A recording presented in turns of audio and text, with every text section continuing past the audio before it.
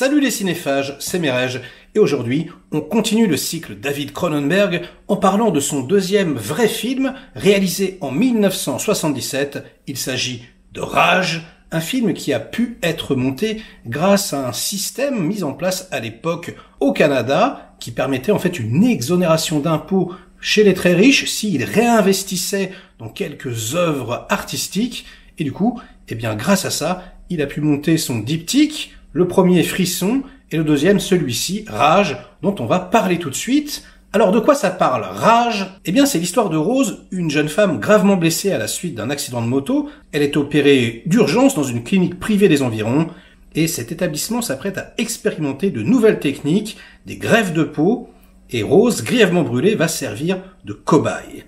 Alors après un mois de coma, elle se réveille brutalement, son métabolisme a changé, et un nouvel orifice est apparu sous son aisselle.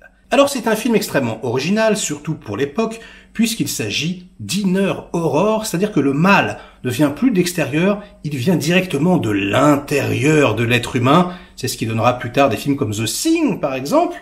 Et on va tout de suite écouter une petite interview de David Cronenberg qui nous explique tout dans les détails. Bonjour, je suis David Cronenberg.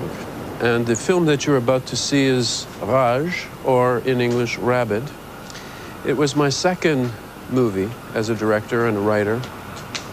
And in a sense, it's almost a sequel to my first film, Frisson, Shivers, in that it also involves the spread of a disease. But I won't tell you much more about that. I can only say that it stars Marilyn Chambers, who is famous for being a porn film queen. This is her only straight role, her only legitimate non-porn film role. She was actually very good in it, got a lot of good reviews, wanted to have a career as a film actress, but it never happened for some reason. So this remains her only work as a straight actress. Once again, like Shivers, Rabid is a modern horror film. It came at a time when most horror films involved Dracula, zombies, werewolves, castles, capes, dungeons.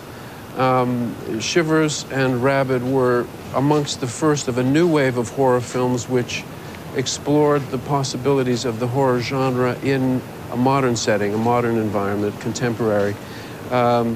It was exciting to me to do Rabid because I was allowed to keep a whole city in terror. The plot involved the terrorizing of the entire city of Montreal. And unlike most Canadian films shot at that time, which usually pretended to be shot in New York or Buffalo or Seattle, American cities, I made sure that it was obvious that Shivers and Rabid were both seen to be taking place in Montreal. So there are signs, there are Québécois signs and Québécois actors, and you hear the Québécois language being spoken from time to time. And so this was also considered somewhat revolutionary in Canada at the time. Anyway, I hope that Rage will have you rabid for more, and please enjoy the film, and amusez-vous bien.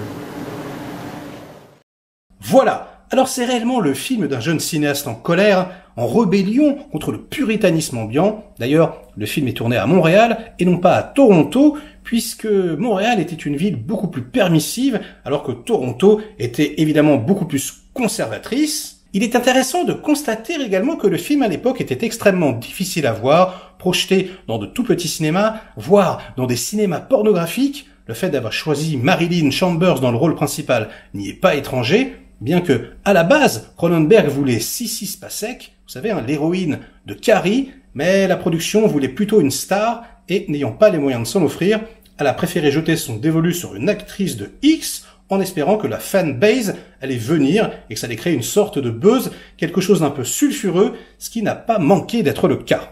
Il est amusant de constater que Cronenberg d'ailleurs joue avec cette imagerie porno soft, puisqu'il y a carrément une scène qui se passe à l'intérieur d'un cinéma porno, et d'ailleurs pour la petite anecdote, elle passe devant l'affiche de Carrie, ce qui fait une petite filiation de palmesque hitchcockienne, est-ce qu'il ne serait pas un tout petit peu fan de Brian De Palma, l'ami Cronenberg? Je crois que là, le doute n'est plus permis.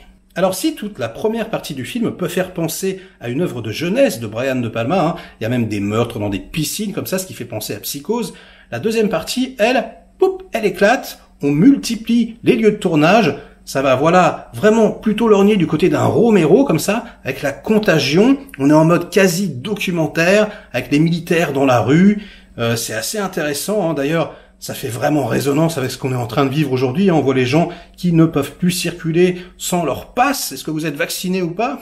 Bref, encore un film visionnaire quelque part. Mais surtout un métrage qui contient toutes les futures obsessions de l'auteur. Un film sur la chair, sur la transformation du corps, sur la contamination.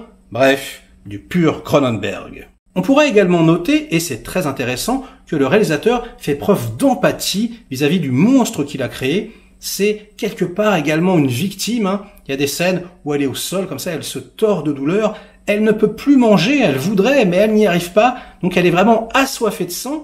D'une certaine façon, c'est pas de sa faute, tout ce qui lui arrive.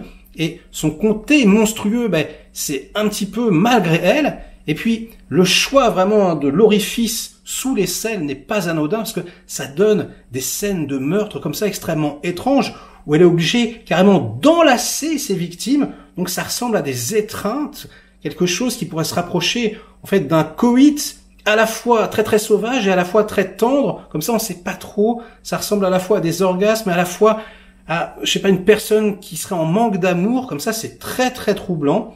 Et c'est pas juste, voilà, le gros monstre qui vous saute dessus. Il y a vraiment un recul très très intéressant, comme d'habitude avec David Cronenberg, qui ne juge pas ses personnages et qui n'est pas manichéen. Et du coup, le spectateur est à la fois horrifié par ce monstre et à la fois tenté, j'ai envie de dire. Elle s'appelle Rose d'ailleurs. Rose, c'est la fleur qu'on a envie de humer.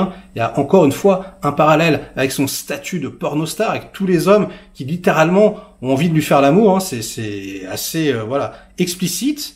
Et on est dans une situation très très bizarre, un petit peu, vous savez, comme King Kong, où voilà, c'est un gros monstre qui dégomme tout, mais à la fin, quand il meurt, voilà, on a une petite larme à l'œil.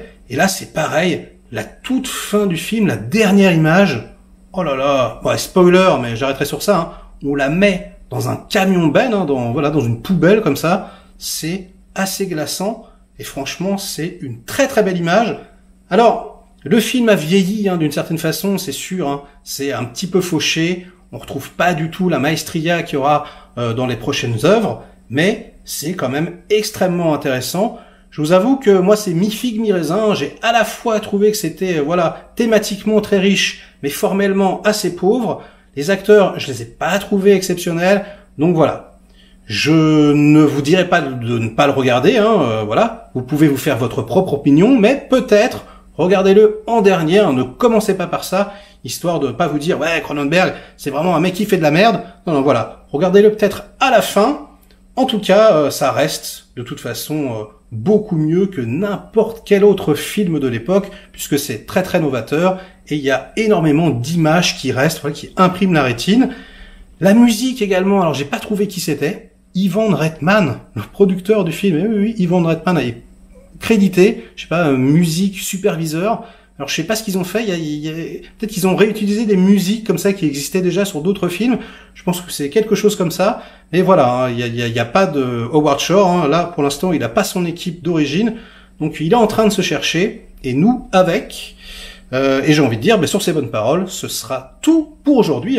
Likez cette critique si elle vous a intéressé, délikez-la sinon, inondez-moi de commentaires pour faire marcher le petit robot YouTube comme d'habitude.